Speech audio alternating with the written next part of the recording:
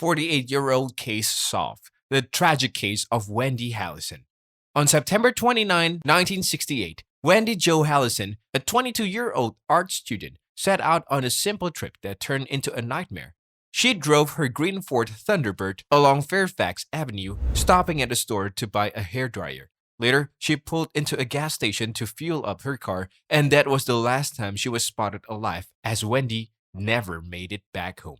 The next morning, her lifeless body was found in the trunk of her car, just a short distance from where she was last seen. For years, detectives and possible suspects couldn't solve the mystery of her murder. However, after 48 long years, a surprising breakthrough sent shivers down everyone's spine. Hello everyone, welcome to Bizarre Cases. I am Jerry, and today we are going to explore the horrifying mystery behind the sudden disappearance and death of Wendy Halison. With that said, let's get back to the story.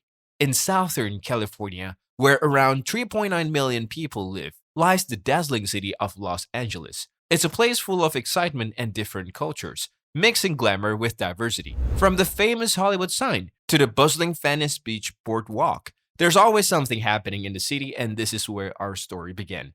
Wendy Jo Halison was born on August 24, 1946, to Lee and Catherine Halison. She grew up with her older sister Linda in a cozy family home where they enjoyed painting and playing the piano together. Wendy was known for her friendly personality and contagious smile. As she grew older, she became a young woman with big dreams. In 1968, at the age of 22, Wendy started her journey as an art student at San Fernando Valley State College, which is now called Cal State Northridge. Despite her pursuit of creativity, she still lived with her parents on Stearns Drive, not far from Carthay Square. Wendy's faithful poodle, Pierre, was always by her side, bringing joy to her life. Everything seemed perfect for Wendy as she basked in the love of her family and chased her dreams. But then, something unexpected happened, and her life took a dark turn. Wendy's call to her sister Linda one sunny afternoon in September 1968 started a series of events that changed so many things. During the call, Wendy excitedly told Linda about a newspaper ad she saw for a discounted hairdryer at a store called Thrifty, and she wanted Linda to join her on the trip to buy it.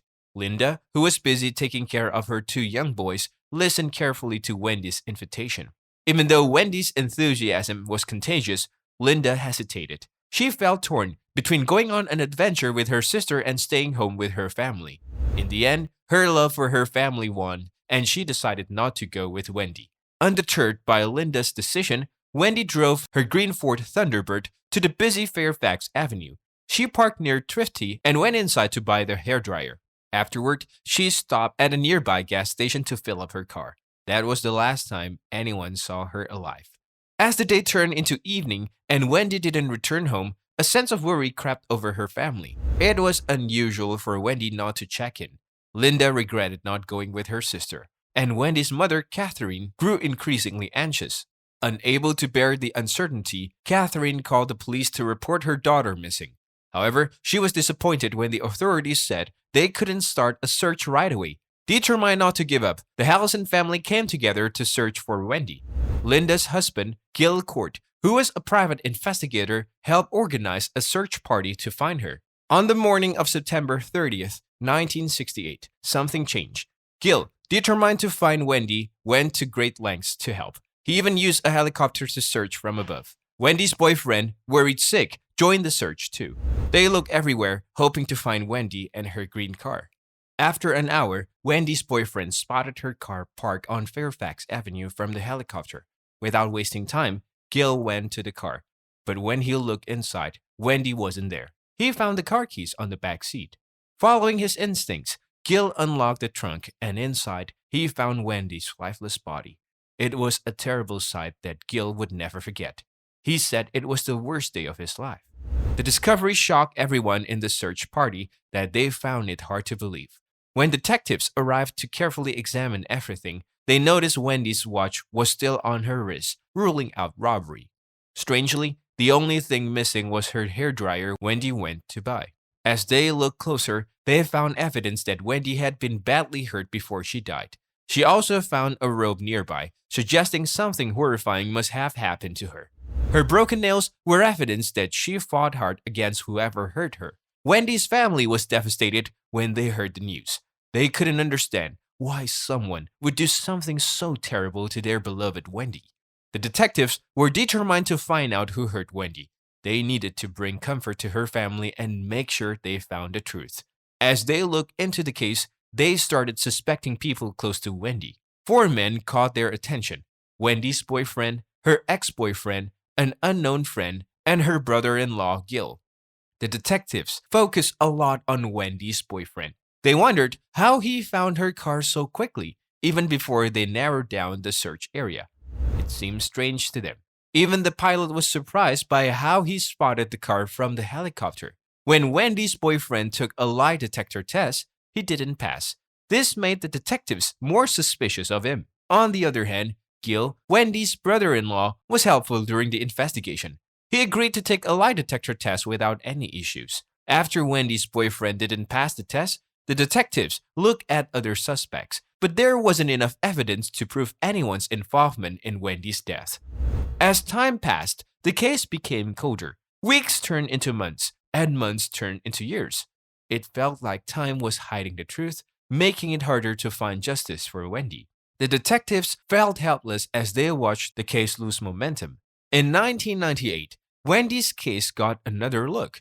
Detective Frank Bowlin asked Harry Clan Jr., who worked with the LAPD, to check the evidence again. Back then, DNA test was new, and the LAPD had only been doing it for 4 years. They found bodily fluids on Wendy's clothes and wanted to see if they could find any new clues using DNA. When they tested DNA, they found something important. It matched the DNA of someone they suspected was the killer. The detectives were excited. They took blood samples from the 4 men they first questioned about Wendy's death. They wanted to compare their DNA to the suspect's DNA, but when they got the results, they were disappointed. None of the men's DNA matched the suspects. It was like they were starting all over again. The suspect's DNA was too small to check against the big databases the police had. This made the detectives frustrated. They felt stuck with not enough evidence to move forward. Meanwhile, Wendy's family was still hurting. They kept Wendy's room the same, like a shrine to her memory. Wendy's dad, Lee, felt her loss deeply, especially because Wendy's birthday was the same day as his. He went to the police station often, hoping for any news about the case. Even though he mostly got bad news, he kept hoping, especially as technology improved. Time passed, but the Halison family didn't lose hope. They held onto the smallest bit of hope that someday they might find out what happened to Wendy and get justice for her. In 2016, 3 people joined forces to give Wendy's case a fresh start. Harry Clan, an experienced investigator, Richard Bankston, a determined detective, and Peter Berman, a former lawyer, came together with one goal to help Wendy's family find peace. These 3 worked tirelessly, putting all their energy into the case. They searched through every piece of evidence, determined to find the truth for Wendy and her family. Clan especially focused on using new technology to analyze the suspect's DNA. After weeks of waiting, they finally got a breakthrough. Clan called Bankston right away with the news. They found a match in the DNA: Edwin Dean Richardson. This discovery changed everything and gave the investigation a new direction. The detective began to dig into Edwin's past, and what they found was troubling. Edwin had a long history of going against the law, starting from when he was very young. He didn't stay in one place for long and often did odd jobs to get by, but he also caused a lot of trouble wherever he went. As they looked deeper, they discovered a major event in 1960 that showed just how troubled Edwin's past was. He had been convicted of trying to rob someone and kidnapping them in San Diego. He ended up spending 8 years in jail for it. Then, in April 1968, he was released on parole, giving him a taste of freedom after years behind bars. But no one knew then that this freedom would soon mix with the tragic events involving Wendy. Edwin's trouble with the law didn't stop after he got out of prison. In the late 1970s, he brutally killed a 21-year-old woman named Joanna Bowner in Belmont County. This crime shocked the whole community, which was known for its steel and coal industries. Despite Edwin running away, Tom McCourt, a sheriff with years of experience, didn't give up. He searched for Edwin tirelessly for over 3 years. Finally, he found a clue: a discarded phone bill that led him to a trailer park in Mesa, Arizona. It was there, in the desert heat, that Edwin was caught for Joanna's death. On their way back to Ohio, Edwin showed his true colors without any guilt or sadness. He boasted about killing another innocent person. He talked about how he wrapped the victim's body in a blanket and threw it off a cliff in 1981. Edwin was sent to prison in Ohio for murdering Joanna, but that wasn't the end of his crimes. He was also found guilty of kidnapping 2 girls in West Virginia. This showed everyone that he was a cruel and heartless person. Fast forward to 2006. A big step in DNA technology revealed Edwin's crimes once again. Authorities found a match between his DNA and a cold case murder in Orange County. Even though Edwin was already in prison, he was sent to California to face trial for attacking and killing a 23-year-old woman named Marla Jean Hires in 1972. Marla's body was found beaten and wrapped in cloth near the Yorba Linda Country Club, reminding everyone of Edwin's bragged about crimes. By the time Edwin was on trial for Marla's case, he was 70 years old and sick with emphysema, a lung problem that made it hard for him to breathe. Despite his heart issues, he got a life sentence, meaning he would stay in prison until he died. This brought justice for Marla and Edwin's other victims. Edwin died in prison in 2013 at 77 years old. His death posed a challenge for the investigators working on Wendy's case. They couldn't question him or get his DNA anymore. However, they didn't give up. They looked at a blood sample taken during the Orange County investigation, which was confirmed to be Edwin's. They believed this sample could connect Edwin to Wendy's case. By comparing the DNA from Wendy's case to the blood sample, they got a match. As they uncovered more about Edwin's crimes, they found a disturbing pattern.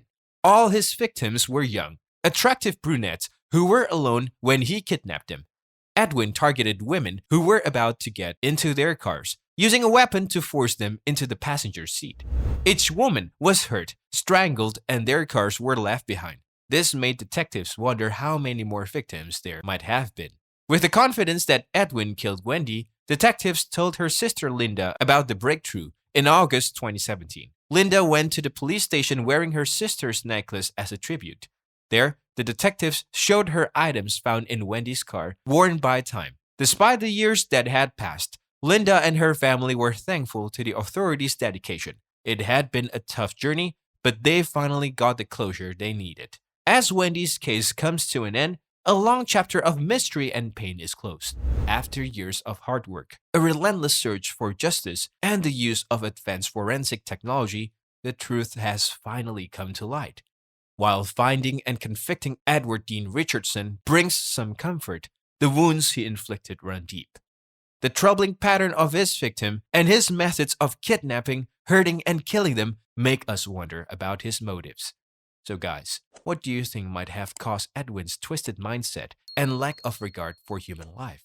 Let us know your thoughts in the comments below.